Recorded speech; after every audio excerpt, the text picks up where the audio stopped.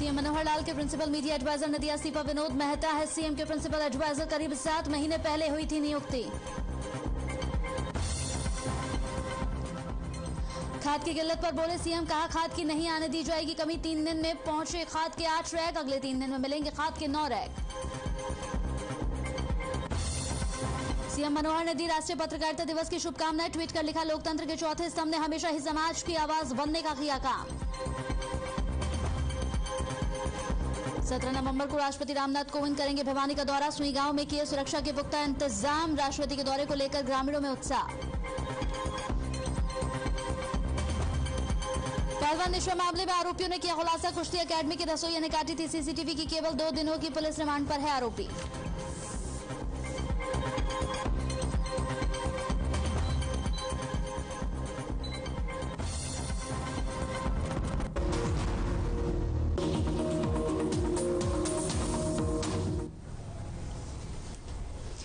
नमस्कार, हर खबर हरियाणा में आपका स्वागत है। आपके साथ हाजिर हूं मैं कंचन। शुरुआत करेंगे बुलेटिन की चंडीगढ़ की खबर से। आपको बता दें कि विनोद मेहता ने इस्तीफा दे दिया है। मुख्यमंत्री मनोहर लाल के मीडिया एडवाइजर हैं जिन्होंने इस्तीफा दे दिया है। बता दें कि करीब 7 महीने पहले ही नियुक्ति हुई थी इनकी। अभी इस्तीफे की कोई पुख्ता जानकारी नहीं है। आपको बता दें कि सिर्फ यही बताया जा रहा है कि उन्हें निजी कारणों के चलते इस्तीफा दे दिया है। उनका कहना है कि उनका स्वास्थ्य ठीक नहीं चलता है। इसके साथ ही उन्होंने ये भी कहा कि जब से इस जिम्मेदारी को संभाला है तब से उनका जो खुद का व्यवसाय है वो चल नहीं पा रहा है और यही कारण है जिस वजह से उन्होंने इस्तीफा दिया।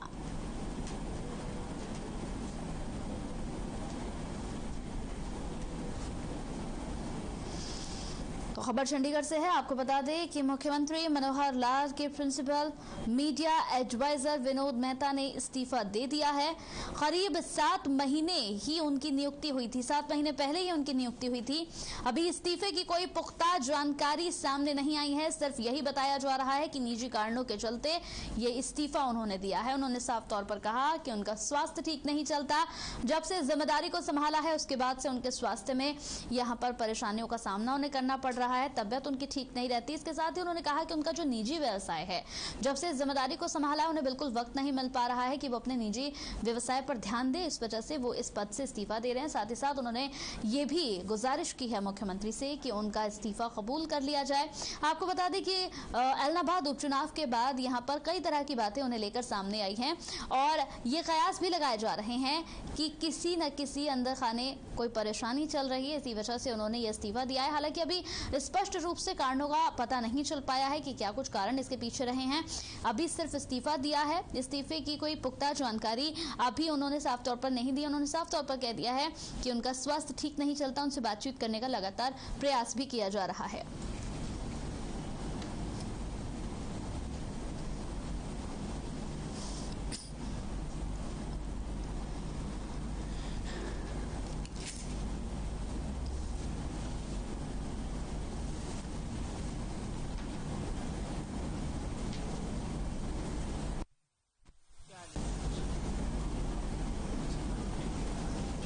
तो लगातार जिस तरीके से अगर हम प्रदूषण की बात कर ले तो प्रदूषण की वजह से आम लोगों का यहाँ पर जनजीवन बिल्कुल यहाँ पर अस्त व्यस्त हो रखा है। लोगों को काफी परेशानियों का सामना करना पड़ रहा है। प्रदूषण पर रोक के लिए प्रदेश के कृषि विभाग ने पराली जलाने वालों पर कार्रवाई भी तेज कर दी है। पिछले 3 दिनों में यहाँ पर लगभग 7.5 लाख रुपए का जुर्माना लगाया गया है। 480 लोगों के चालान काटे गए हैं। लेकिन उसके बावजूद भी प्रदूषण इस वक्त सबसे बड़ी समस्या बना हुआ है। प्रदूषण को लेकर अगर हम बात करें तो लगातार लोगों का कहना है कि सांस लेने में उन्हें परेशानी हो रही है। छोटे बच्चों को, बुजुर्गों को काफी समस्याओं का सामना करना पड़ रहा है। ऐसे में अगर बात करें पराली जलाने वालों की तो पराली लगातार जलाई जा रही है जिसे लेकर भी प्रदूषण लगातार फैल रहा है। हवा काफी ज्यादा घातक साबित हो रही है। लगातार अगर बात करें तो 480 लोगों के चालान काट दिए गए हैं और इसके साथ ही 7.5 लाख रुपए का जुर्माना भी लगाया गया। लेकिन इसके बावजूद भी हैरान करने वाली बात तो यह है कि लगातार किसानों से अपील की जा रही है। किसान किसानों को समझाया जा रहा है कि आप पराली ना जलाएं, क्योंकि पहले से ही प्रदूषण की समस्या जो है वो काफी बढ़ती जा रही है। ऐसे में किसानों से अपील करने के बावजूद भी किसान सुनने को तैयार नहीं है।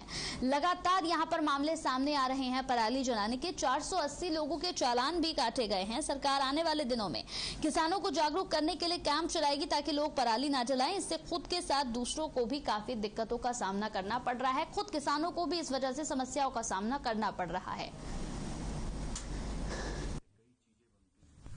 मैं खुद अवेयरनेस जरूरी है। अब लगातार सरकार इसके ऊपर लगी भी हुई है और माननीय मनोहर लाल जी हमारे चीफ मिनिस्टर साहब, इन्होंने काफ़ी टाइम पहले पराली के ऊपर अवेयरनेस कैंप्स और अवेयरनेस के लिए अपने डिपार्टमेंट को कई तरीके के गांव-गांव जाकर जो हमारे एग्रीकल्चर डिपार्टमेंट से ऑफिसर्स हैं उनके द्वारा और जो हमारे पंचायत के सरपंच हैं उनके द्वारा लोगों को मैसेज पहुंचाया कि पराली ना करें, क्योंकि पराली आजकल पराली बिक भी रही है और पराली बिकने के साथ साथ उसका यूजफुल भी हो रहा है। आजकल पराली से कई चीजें बनती हैं। तो मैं खुद आपके माध्यम से, मीडिया के माध्यम से लोगों को हाथ जोड़ के अपील करता हूं कि पराली ना जलाएं। ये कई जगह काम भी आएगी और साथ साथ आप अपना जीवन तो बर्बाद कर ही रहे हैं, दूसरों का भी जीवन बर्बाद करें। अवेयरनेस जरूरी है। अब लगातार सरकार इसके ऊपर लगी भी हुई है और माननीय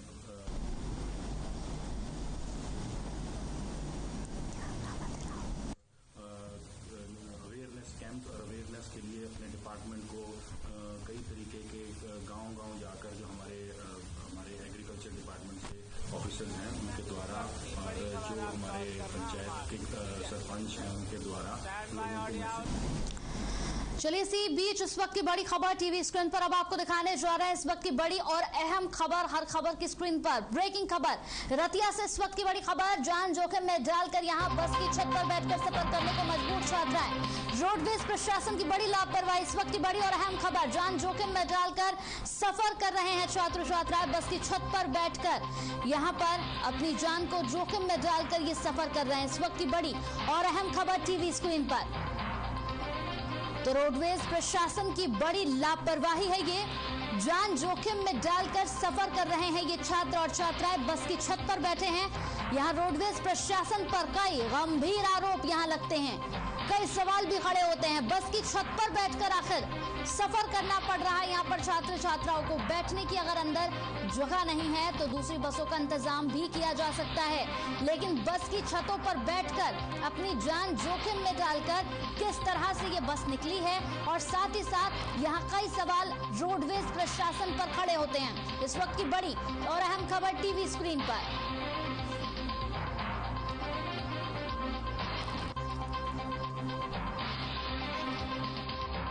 तो इस वक्त की बड़ी खबर टीवी स्क्रीन पर, बस की छत पर बैठकर सफर करने को मजबूर छात्र छात्राएं। रोडवेज प्रशासन की बड़ी लापरवाही सामने आई है।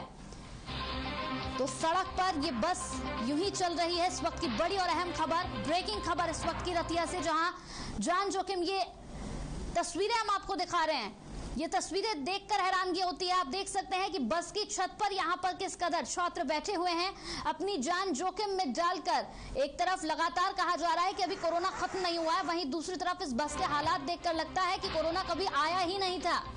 तस्वीरें आप टीवी स्क्रीन पर देख सकते हैं। एक्सक्लूसिव तस्वीरें हैं ये, जहां पर छात्र छात्राएं बस की छत पर बैठकर सफर करने को मजबूर है। अगर बस में जगह नहीं है तो दूसरी बसों का इंतजाम भी हो सकता था, लेकिन ऐसे में दूसरी बस का इंतजाम ना होकर किस तरह से एक ही बस में यहाँ ये लोग बैठे हुए हैं।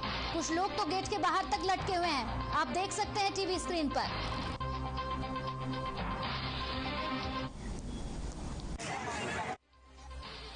यूनियन से एक तरफ तो हरियाणा सरकार बड़े बड़े दावे कर रही है कि हमने कॉलेज के अंदर स्पेशल लड़कियों के लिए बसें का इंतजाम किया हुआ है और लड़कियों को पैदल आने जाने की ज़रूरत नहीं है, और एक तरफ बड़े बड़े नारे लगाए जाते हैं कि बेटी बचाओ बेटी पढ़ाओ के नारे।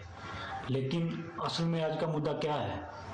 गवर्नमेंट केटी कॉलेज रतिया के अंदर जो रतिया में छात्राएँ आती हैं पढ़ने के लिए, आज वो बसों की छतों के ऊपर सफ़र करने को मजबूर है।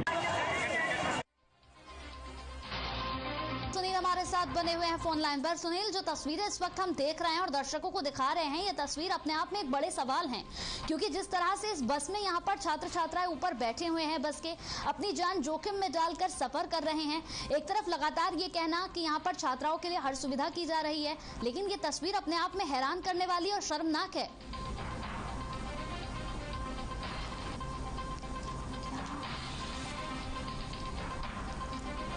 आवाज मिल रही है आपको मेरी?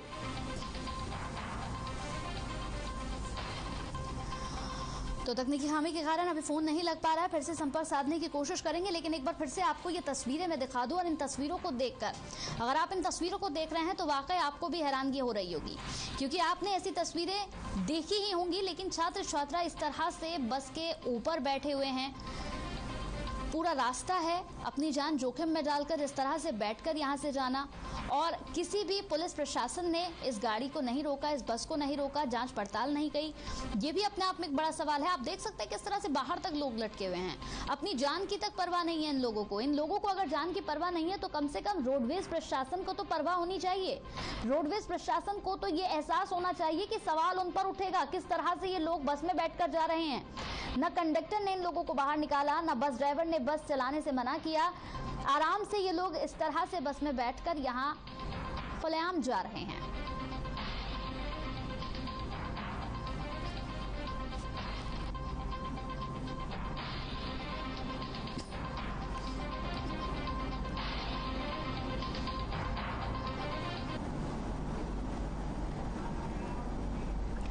तो तिगांव क्षेत्र में चल रही समस्याओं को लेकर एक बार फिर से यहां पर विधायक जी एक्शन मोड में नजर आ रहे हैं। जी हां, लगातार जिस तरीके से यहां पर विधायक जी ने अपने एक्शन मोड को दिखाते हुए यहां पर तिगांव के शहीद स्मारक कॉलेज में समस्याओं को लेकर बैठक की। इसके बाद समस्याओं का जायजा लेने के लिए राजेश नागर और जिला उपायुक्त के साथ सभी अधिकारी भी मौके पर पहुंचे। इस मौके पर विधायक ने अधिकारियों को फटकार लगाते हुए कहा कि अगर तिगांव क्षेत्र के विकास कार्यों में कोई भी ढिलाई बरती तो बर्दाश्त नहीं की जाएगी। उन्होंने कहा कि जल्द से जल्द तिगांव क्षेत्र की समस्याओं का समाधान निकालें और रुके हुए कार्यों को जल्द से जल्द पूरा करें।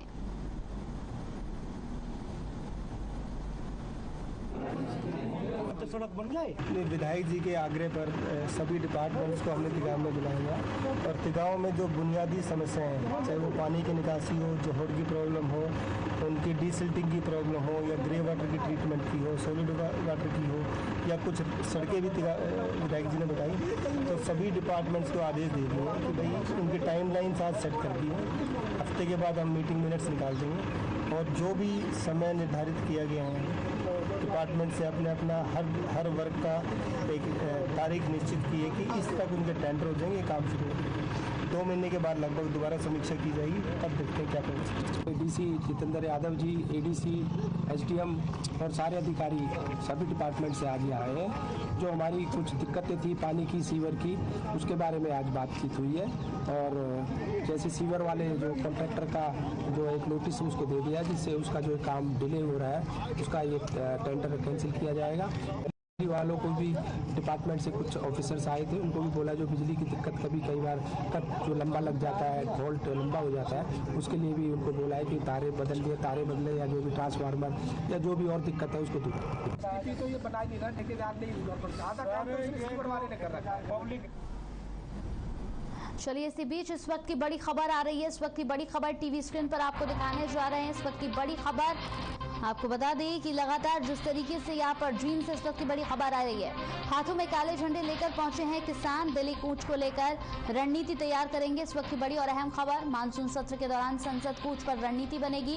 बॉर्डर से 500 किसान रोज यहाँ पर संसद का कूच करने के लिए निकलेंगे। जींद से इस वक्त की बड़ी खबर, राज्य स्तरीय बैठक शुरू हो चुकी है। हाथों में काले झंडे लेकर ये किसान पहुंचे हैं। दिल्ली कूच को लेकर अपनी रणनीति तैयार करेंगे। बड़ी और अहम खबर टीवी स्क्रीन पर, ब्रेकिंग खबर, मानसून सत्र के दौरान यहां पर चर्चा होगी। साथ ही साथ आपको बता दें कि 500 किसानों का जत्था दिल्ली कूच करेगा। किसानों की राज्य स्तरीय बैठक शुरू हो चुकी है। इस वक्त की बड़ी और अहम खबर हम आपको दिखा रहे हैं।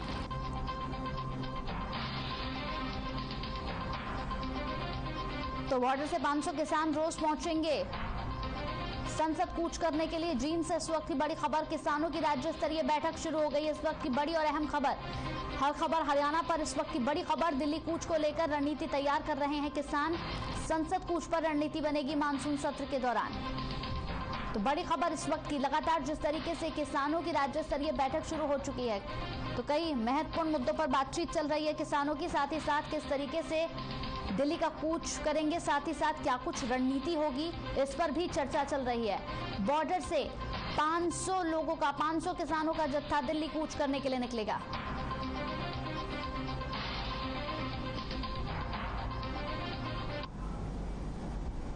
चलिए वक्त हो गया एक छोटे से ब्रेक का, जल्द हाजिर होंगे कुछ और खबरों के साथ।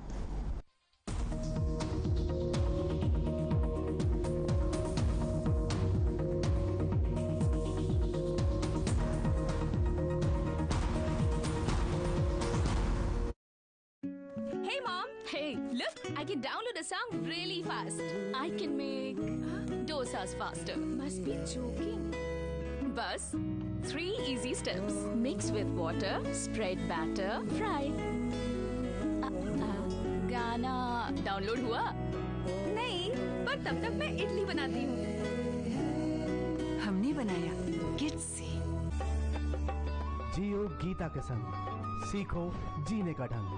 प्रतिदिन सुबह 7:30 बजे, सिर्फ हर खबर हरियाणा पर। पापा देखो मेरा नया डॉल हाउस, इसमें फ्रिज है, एसी है और वॉशिंग मशीन है। पापा, कोई भी एमसीबी लगाने से ऐसा आपके घर के साथ भी हो सकता है, इसीलिए लगाएं सिर्फ माइक्रोटेक एमसीबी और आरसीसीबी, जो आपको बचाएं शॉर्ट सर्किट, ओवरलोड और शॉक से। Microtek MCB, taking safety to the next level.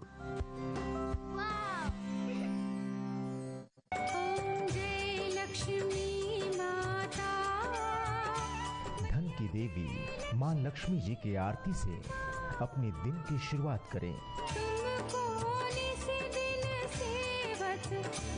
और मनोकामना सिद्ध कर सुख और समृद्धि पाएं। देखिए अग्रोहा धाम से माँ लक्ष्मी जी की आरती हर रोज सुबह 7:15 पर, सिर्फ हर खबर हरियाणा पर।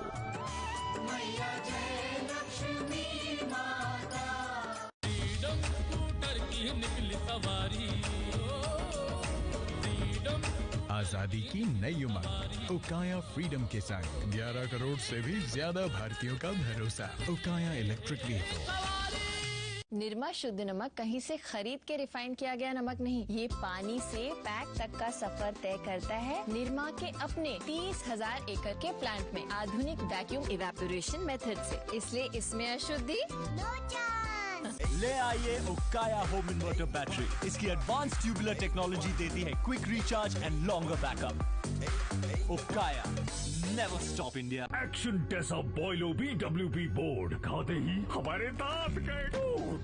हमारी तो फौजों के प्राण गए छूट। डालो उबलता पानी, कर दो नीस्तो नाबूद। Termite proof, border proof, fire retardant, extra tough and for the first time in the world, boiling waterproof. Action Tesa Boilo, सबसे मजबूत।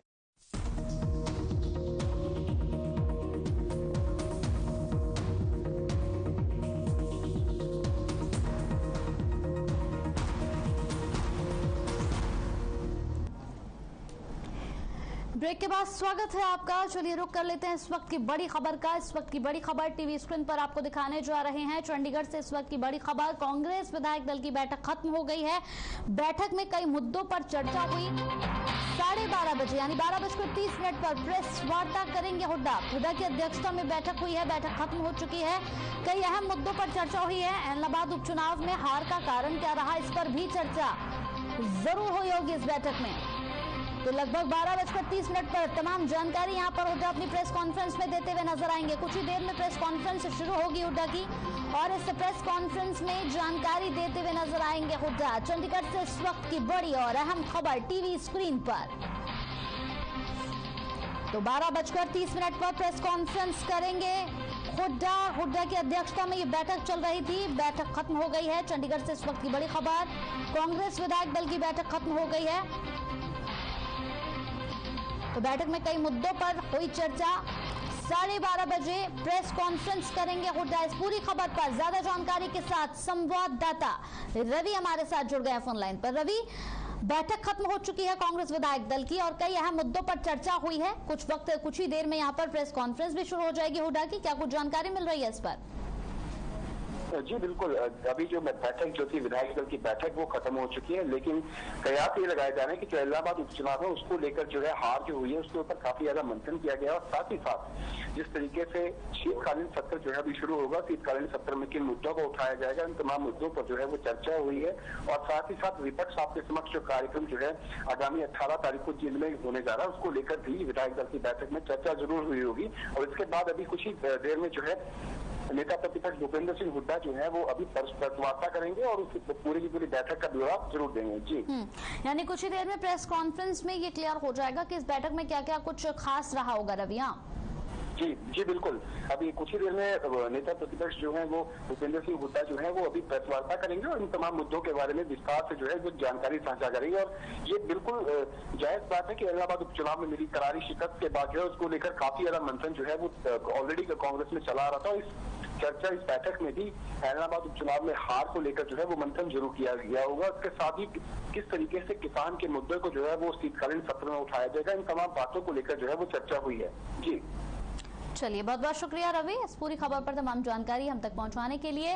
तो कुछ ही देर में प्रेस कॉन्फ्रेंस शुरू होगी और कुछ ही देर में इस प्रेस कॉन्फ्रेंस में हुड्डा बताएंगे कि इस बैठक में क्या कुछ खास रहा है। हुड्डा की अध्यक्षता में ही ये बैठक हुई है। चंडीगढ़ में कांग्रेस विधायक दल की बैठक खत्म हो गई और इस बैठक में कई अहम और कई महत्वपूर्ण मुद्दों पर चर्चा हुई है। यहाँ पर शीतकालीन सत्र यानी कि मानसून सत्र को लेकर भी बातचीत हुई होगी जरूर। क्या कुछ खास इस सत्र में होगा, किन बातों पर चर्चा होगी। इसके साथ ही इलाहाबाद उपचुनाव को लेकर आखिर हार के पीछे का कारण क्या रहा है, क्योंकि अभी तक अगर देखा जाए तो कांग्रेस ने इसकी टोपी उसके साथ पहनाने का लगातार यहाँ पर काम चल रहा था। इलाहाबाद उपचुनाव की जिम्मेदारी यहाँ पर कभी बेनीवाल के सर पर दी जा रही थी तो कभी यहाँ पर कांग्रेस के बाकी नेताओं के ऊपर इसकी जिम्मेदारी जा रही थी। लेकिन इस बैठक में जरूर ये क्लियर हुआ होगा कि हार के पीछे आखिर क्या है, क्योंकि लगातार उपचुनाव में हार के बाद कांग्रेस के अंदर मंथन तो चल ही रहा था।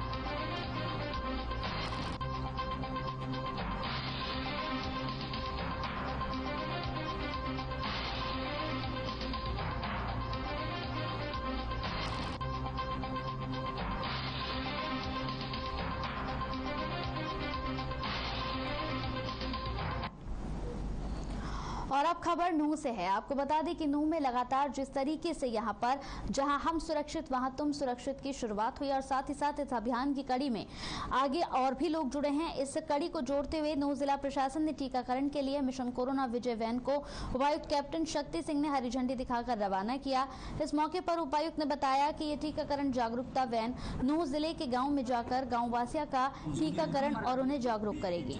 अगले 15 दिनों में ये वैन ज्यादा से ज्यादा लोगों को टीकाकरण के लिए जागरूक करेगी। उन्होंने कहा कि कोरोना से बचाव के लिए टीकाकरण जरूरी है। हमें कोरोना की दोनों डोज लेनी चाहिए जिससे हमारी प्रतिरोधक क्षमता बढ़ती है।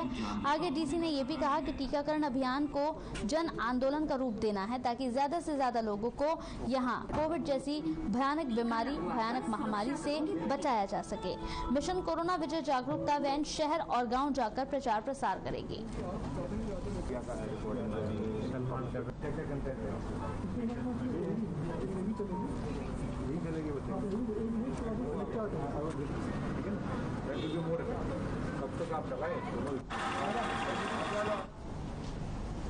झज्जर विधायक गीता भुक्कल ने यहां पर नागरिक अस्पताल पहुंची और पहुंचने के बाद यहां का निरीक्षण किया। निरीक्षण करने के दौरान यहां डेंगू को लेकर भी उन्होंने जायजा लिया, डेंगू की व्यवस्थाओं का जायजा लिया। फिजिशियन, बाल रोग विशेषज्ञ और यहां पर ईएनटी न होने पर उन्होंने कहा कि ये बड़ी ही चिंतनीय बात, जिसे लेकर उन्होंने स्वास्थ्य विभाग के एसीएएस और डीजी हेल्थ से बात करके चिकित्सकों की कमी को दूर करने की बात कही है। इस दौरान जिला अस्पताल में मरीजों को मिल रही सुविधाओं और ऑक्सीजन प्लांट का भी जायजा लिया।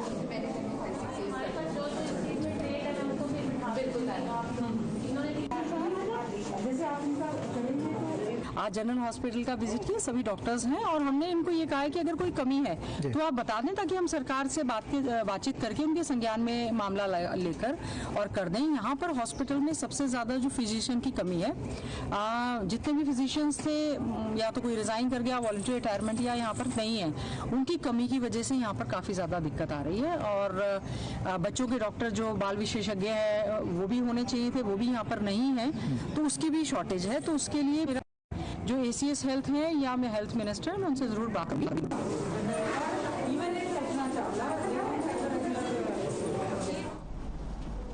चलिए इसी के साथ इस बुलेटिन में मेरे साथ इतना ही। नमस्कार।